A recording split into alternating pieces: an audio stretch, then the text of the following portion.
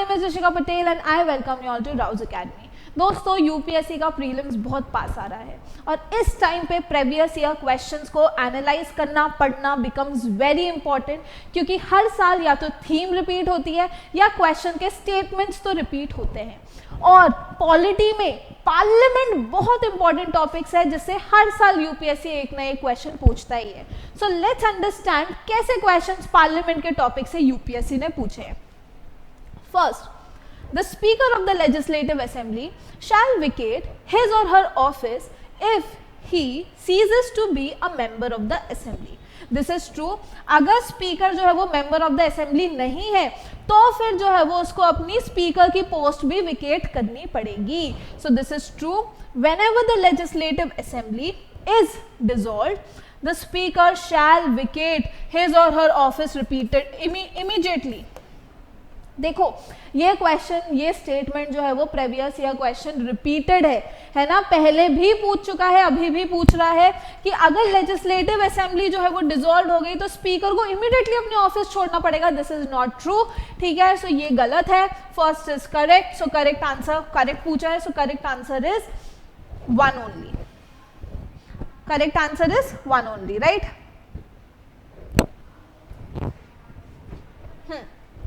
Next, with reference to the Parliament of India, consider the following statement.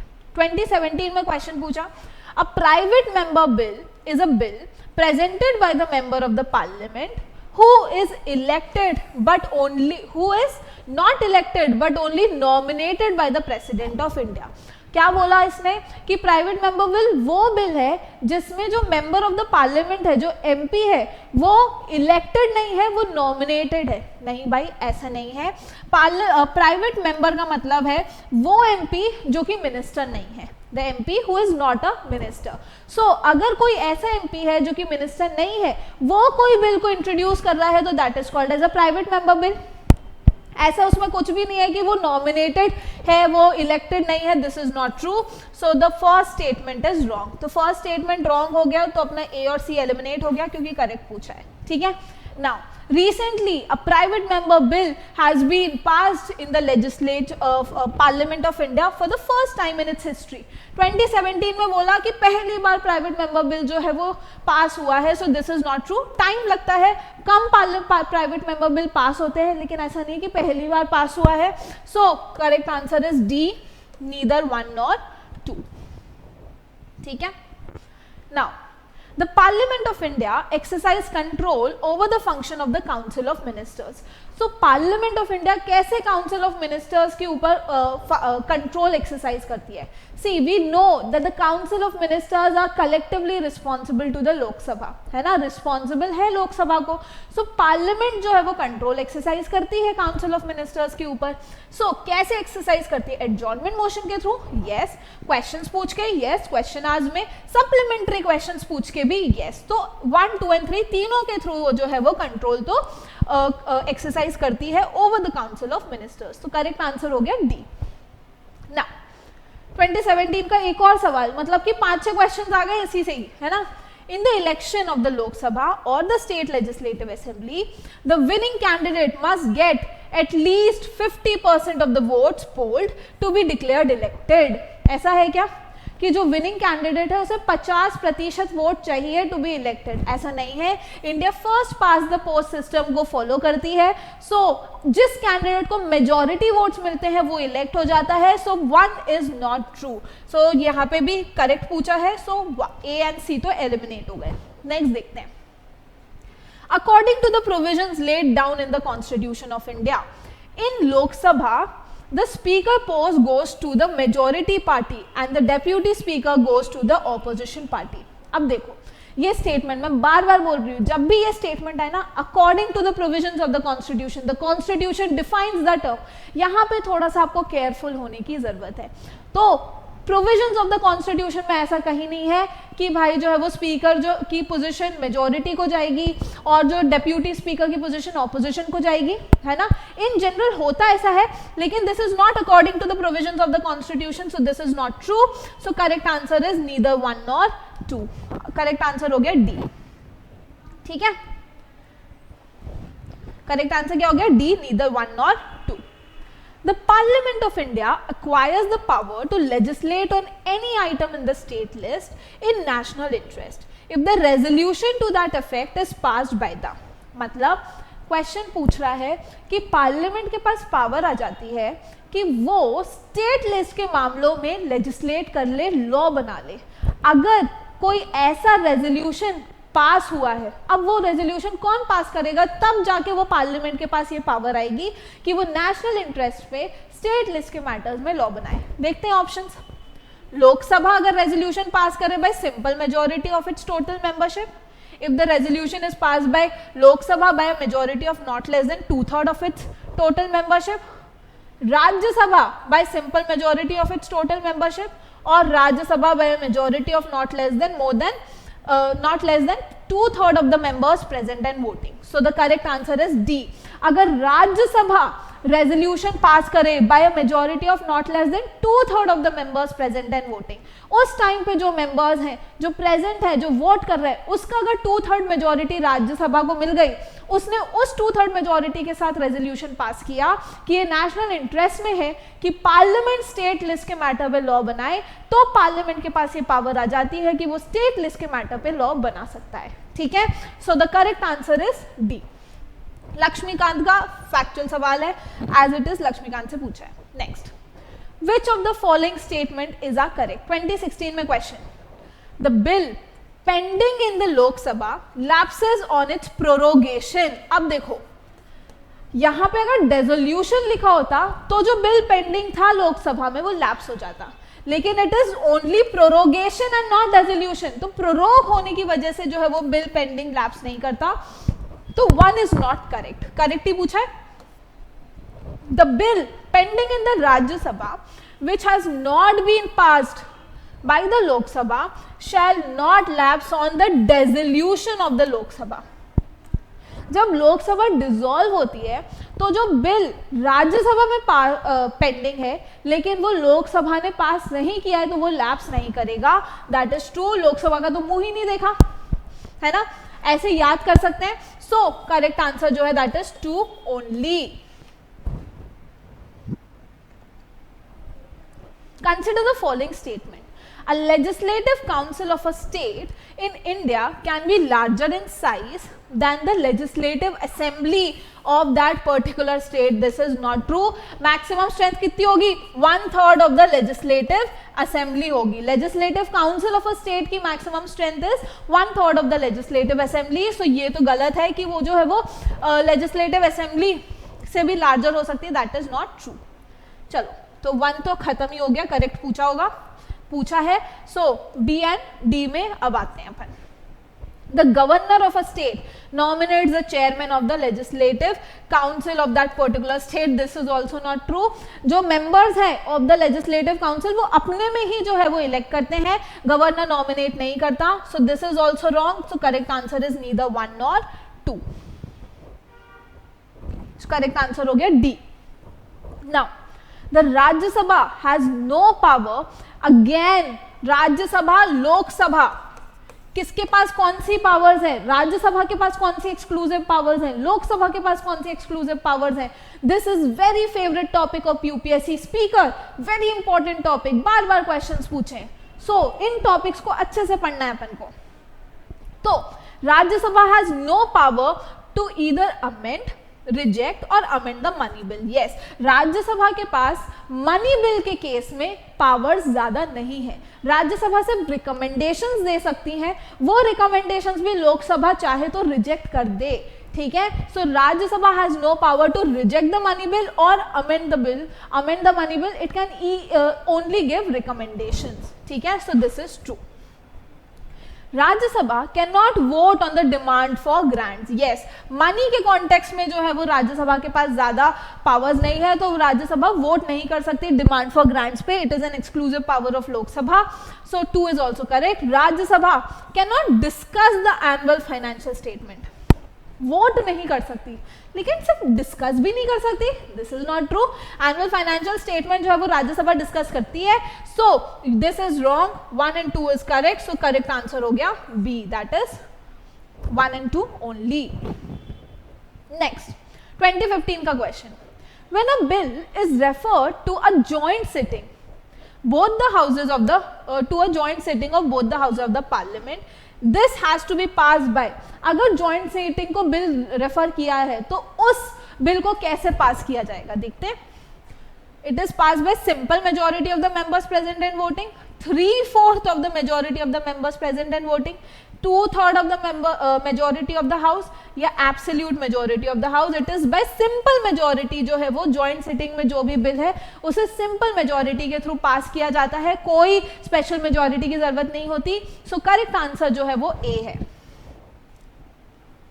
Now 2014 का question, consider the following statement regarding the no confidence motion in India.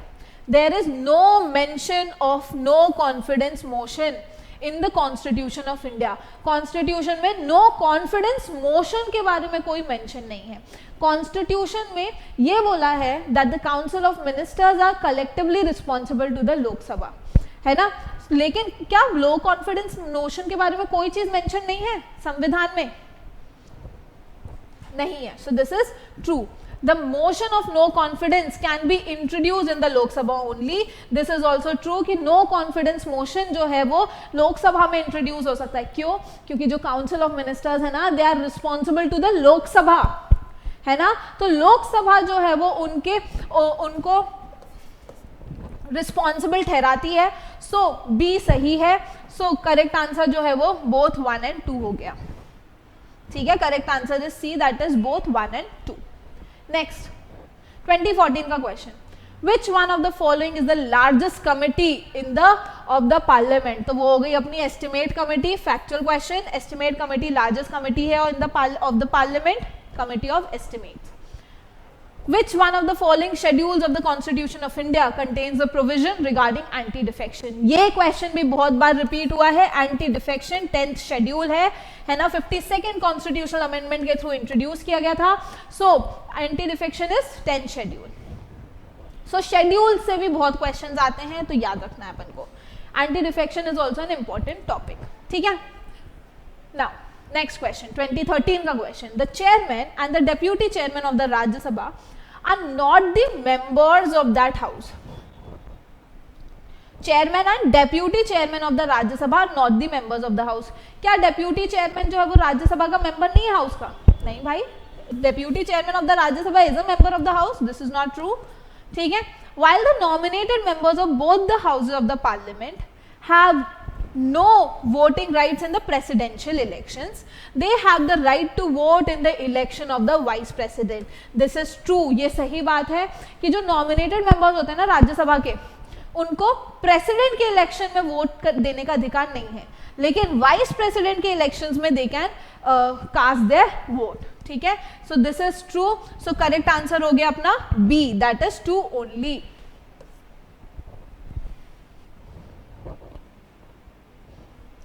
Next, what will follow if a money bill is substantially amended by the Rajya Sabha? Again, money bill का question, money bill के context में राज्य सभा के पास कैसी powers है, इससे बार बार questions आ रहे हैं, statement तक repeated है, तो ये important है. So, अगर money bill को substantially राज्य सभा ने amend कर दिया, अब क्या होगा? लोकसभा एक्सेप्ट करे तो करे, नहीं करे तो भी कोई बात नहीं है ना. द लोकसभा में still proceed with the bill excepting और not excepting the recommendations of the Rajya Sabha. यही जो है वो ऑप्शन सही है कि लोकसभा स्टिल अपने जो है वो प्रोसीड कर सकती है बिल से, एक्सेप्ट भी करे या ना भी एक्सेप्ट करे तो भी चल जाएगा, है ना. Lok Sabha can not consider the bill further, ऐसा कुछ नहीं है. Lok Sabha may send the bill to the Rajya Sabha for reconsideration, ऐसा भी कुछ नहीं है. President may call for a joint sitting money bill के कॉन्टेक्स्ट में नहीं होती है. ठीक है. सो करेक्ट आंसर हो गया A. The parliament can make any laws for the whole or any part of India for implementing international treaties. Yes, international treaties को इम्प्लीमेंट करने के लिए पार्लियामेंट लॉज बना सकता है होल या एनी पार्ट ऑफ इंडिया के लिए, है ना. And it is without the consent of any state. किसी स्टेट की कॉन्सेंट लेने की जरूरत नहीं है.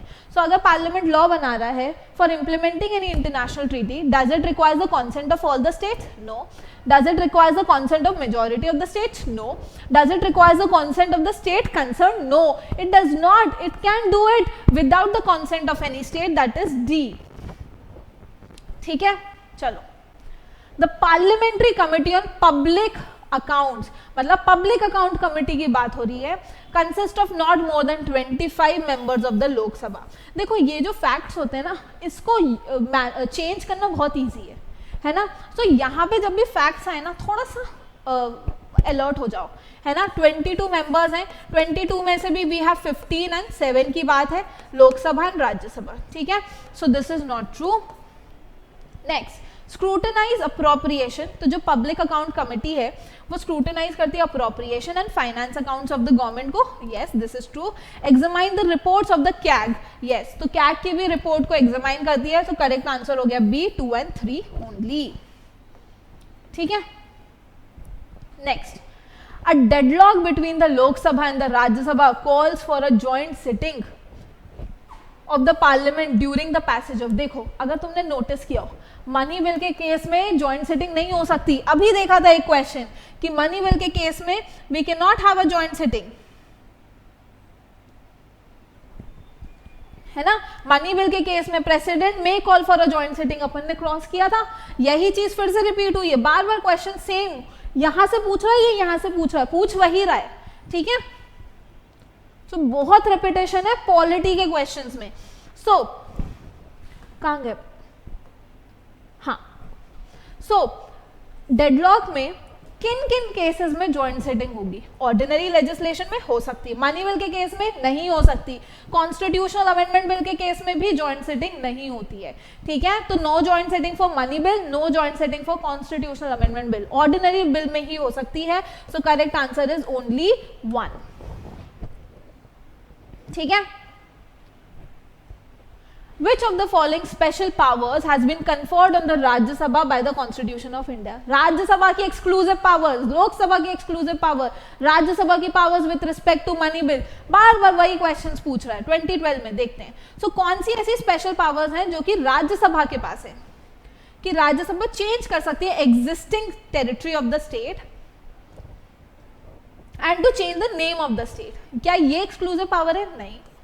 To pass a resolution empowering the parliament to make laws in the state list or to create one or more all India services. To amend the election procedure of the parliament. नहीं भाई, sorry, of the president, and to determine the pension of the president after his or her retirement. ये exclusive power नहीं है. This is not true. To determine the functions of the election commission and to determine the number of election commissioners. This is also not true. B correct answer है. ये भी repeated question है, अगर आपने देखा हो. To pass a resolution empowering the parliament to make laws in the state list और all India services के matters में भी राज्यसभा के पास exclusive powers होती हैं. So correct answer क्या हो गया अपना? B हो गया. ठीक है. In the parliament of India the purpose of adjournment motion क्या है? फिर से रिपीटेड 2012 में पूछा है कि क्या मतलब, क्या पर्पस है एडजॉर्नमेंट मोशन का? To discuss on a definite matter of urgent public importance, to let the opposition collect information from the ministers, to allow the reduction of specific amount in the demand for grant, to postpone the proceedings, to check the inappropriate or violent behavior on the part of some members. तो adjournment motion का purpose है कि कुछ definite matter of urgent public importance में कुछ discussion करना है, तब adjournment motion लाया जाता है. So the correct answer is A. ठीक है, correct answer क्या हो गया अपना? A हो गया. Next, Union territories are not represented in the राज्य सभा. यूनियन टेरिटरीज रिप्रेजेंट नहीं होती राज्यसभा में, ऐसा नहीं है. दिल्ली है, पुदुचेरी है, जम्मू एंड कश्मीर है, दे आर रिप्रेजेंटेड. सो ये जो है वो गलत है. Now it is with in the purview of the chief election commissioner to adjudicate election disputes. नहीं भाई, अपने जुडिशरी है, हाई कोर्ट, सुप्रीम कोर्ट, वो इलेक्शन डिस्प्यूट्स को एडजुडिकेट करते हैं। So this is also not true. According to the constitution of India the parliament consist of Lok Sabha and Rajya Sabha only. अभी एक तो चीज है अकॉर्डिंग टू द कॉन्स्टिट्यूशन, और पार्लियामेंट में सिर्फ लोकसभा राज्यसभा नहीं आते, पार्लियामेंट में जो है वो लोकसभा आती है, राज्यसभा आती है और प्रेसिडेंट आता है। It is not only the Lok Sabha and the Rajya Sabha. So ये भी जो है वो गलत है। So correct answer is none. Correct answer is D, that is none. फिर से देखो स्पीकर पे question regarding the office of the Lok Sabha speaker. Consider the following statements. He or she holds the office during the pleasure of the president. नहीं भाई, speaker does not hold the office during the pleasure of the president. He or she needs to be a member of the house at the time of his or her election, but has to become a member. Sorry, he or she need not to be a member of the house at the time of his or her election, but has to become a member of the house within 6 months from the date of the election. This is not true. ये minister की बात हो रही है, ये speaker की बात नहीं है। मिनिस्टर जो है वो बन सकता है, मिनिस्टर जो है वो जरूरी नहीं है कि वो मेंबर ऑफ द हाउस हो जब वो इलेक्ट हुआ है, लेकिन उसे जो है वो विद इन 6 मंथ्स जो है वो उसको मेंबर बनना पड़ेगा। This is for the minister and not for the speaker. So ये भी गलत हो गया। If he or she intends to resign, the letter of his or her resignation has to be addressed to the deputy speaker. सही बात है, अगर speaker resign करता है तो वो किसको देता है resignation? It is to the deputy speaker. So correct answer हो गया, दैट इज 3 ओनली। करेक्ट पूछा है, so 3 only, that is B जो है वो करेक्ट हो गया। ठीक है, speaker does not hold the office during the pleasure of the president, right. चलो, सो आई होप आपको क्वेश्चंस अच्छे से समझ आए होंगे, कौन से टॉपिक्स पे ज्यादा फोकस करना है, कैसे प्रीवियस क्वेश्चंस रिपीट हो रहे हैं, कितना इंपॉर्टेंट है इन क्वेश्चंस को देखना। अब ये क्वेश्चंस अगर फिर से रिपीट हो गए तो आप अगर ये गलत करोगे तो that means you are out of this race. इसलिए इनको अच्छे से पढ़ो, याद करो और समझो कैसे यूपीएससी क्वेश्चंस पूछ रहा है। Thank you very much, all the very best for examination.